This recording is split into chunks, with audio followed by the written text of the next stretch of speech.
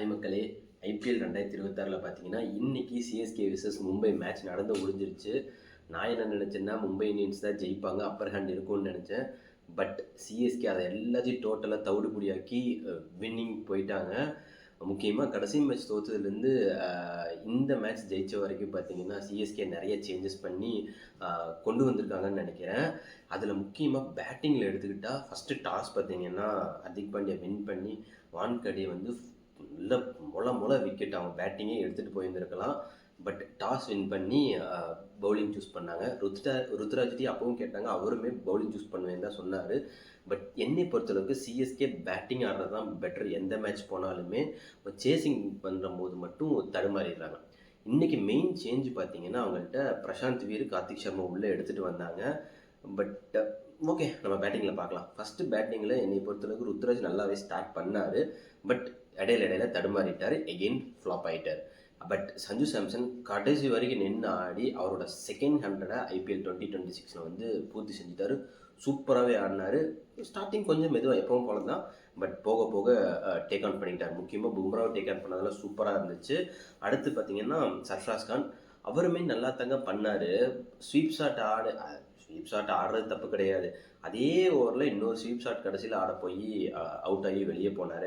அப்புறம் வந்து சிவம் துபே, சீரியஸாக சொல்கிறேன், அவருக்கு ஒரு கேப் கண்டிப்பாக வேணும். ஏன்னா அவர் ஆடவே மாட்டேங்கிறாரு. பாருங்கள், 8 பாலுக்கு 5 ரன் அடிச்சிருக்காரு. ஒரு 6 ஒரு 4 அடிக்கலை. அவருக்கு வந்து ஒரு கேப் கொடுக்கலாம், வேறு யாராவது உள்ளே எடுத்துகிட்டு வரக்கு பார்க்கலாம். நீங்கள் கேட்கலாம், வேறு யாரா இருக்கா உள்ளே, இவனும் போயிட்டாருனா எப்படின்னு. கரெக்ட். பட் அவருக்கு ஒரு கேப் கொடுக்கணும், இல்லை கொஞ்சம் டவுன் த ஆர்டர் ஆட வைக்கணும். பிரிவிஸ் நல்லாவே ஸ்டார்ட் பண்ணார். பட் அவருமே மிஸ் பண்ணிட்டாருன்னு தான் சொல்லுவேன்.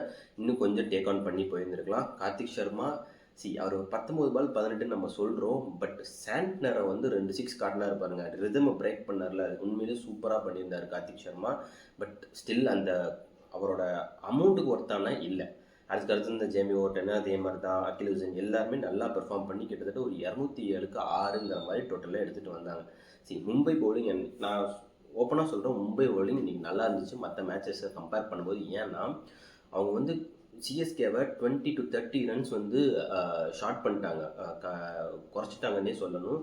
அதுவும் முக்கியமாக அந்த கசன்ஃபராக இருக்கட்டும், பும்ரா அடி வாங்கிட்டார். கசன்ஃபர் மட்டும்தான் எனக்கு தெரிஞ்சு ஒரு 20-25 ரன்னுக்கு போயிருக்காரே தவிர்த்து மீது எல்லாருமே அடி வாங்கியிருக்காங்க. வேறு யார், எல்லாருமே கடைசி ஓவர்லாம் அந்த கிறிஸ் பகத்துக்குன்னு ஒருத்தர் கொடுத்தாங்க, பொல்லந்து எடுத்துட்டாரு சஞ்சு சாம்சன். 2 6 ஒரு 4ன்னு நினைக்கிறேன் கடைசி ஓவரில். ஸோ அந்தளவுக்கு அடியை கொடுத்து விட்டார். அதுக்கப்புறம் மும்பை இந்தியன்ஸ் பேட்டிங் வந்தாங்க. என்னங்க பேட்டிங் இது, சத்தியமாக நான் நினைக்கிறேன் நான் மும்பை இந்தியன்ஸ் தான் ஜெயிப்பாங்கன்னு நினச்சேன்.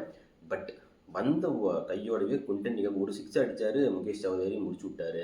அடுத்து பார்த்தீங்கன்னா டேனிஷ் அவரும் டக்கு, நமந்திரு, அகில் ஹுசைன் சீரியஸாக சொன்னாங்க. இன்றைக்கி man of the match Sanju கொடுப்பாங்களா என்னன்னு தெரில. பட் அகில் ஹுசைனுக்கு கொடுத்தா நல்ல எப்படி சொல்கிறது, சூப்பராக இருக்கும். ஏன்னா அவர் வந்து மேட்சையே டேர்ன் பண்ணிட்டார். வான்கடே பிச்சில் அவர் பவுலிங் போட்டு சூரியகுமார் அவர் ஃபார்ம்லேயே இல்லைங்க. 30 பால் 36 ரன். அதே மாதிரி தான் திலக் வர்மாவும் 29 பால் 37 ரன். 2 பேரும் ஒரு கொஞ்சம் பார்ட்னர்ஷிப் எடுத்துகிட்டு போனாங்க 50 ரன்னுக்கு.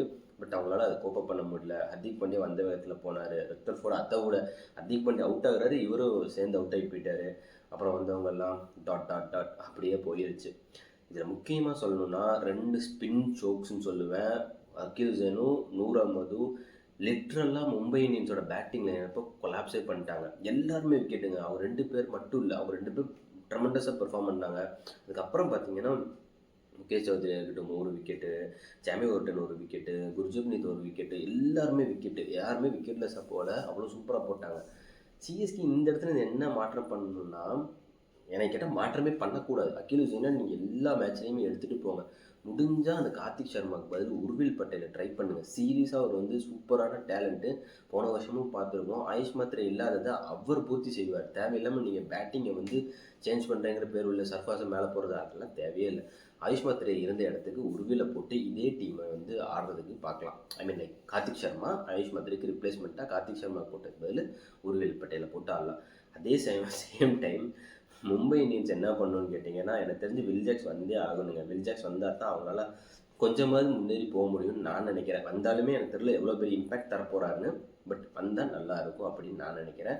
உங்கள் கமெண்ட்டை நீங்கள் போஸ்ட் பண்ணுங்கள். இந்த மேட்சை பற்றி எப்படி மேட்ச் போச்சு சிஎஸ்கே வர்சஸ் மும்பை இந்தியன்ஸ். என்னை பொறுத்தவரைக்கும் நான் ஹாப்பி பிகாஸ் சிஎஸ்கே வின் பண்ணது. நம்ம சேனலுக்கு நீங்கள் ஃபஸ்ட் டைம் வந்தீங்கன்னா நான் மறக்காமல் சப்ஸ்கிரைப் பண்ணுங்கள். அப்போ தான் நான் போகிற வீடியோஸ் எல்லாம் உங்களுக்கு நோட்டிஃபிகேஷன் வரும். லைக் பண்ணுங்கள், கமெண்ட் பண்ணுங்கள், பெல் பண்ணுங்கள், டிங் டாங் பண்ணுங்கள். Until then signing off from videos வந்து பாய்.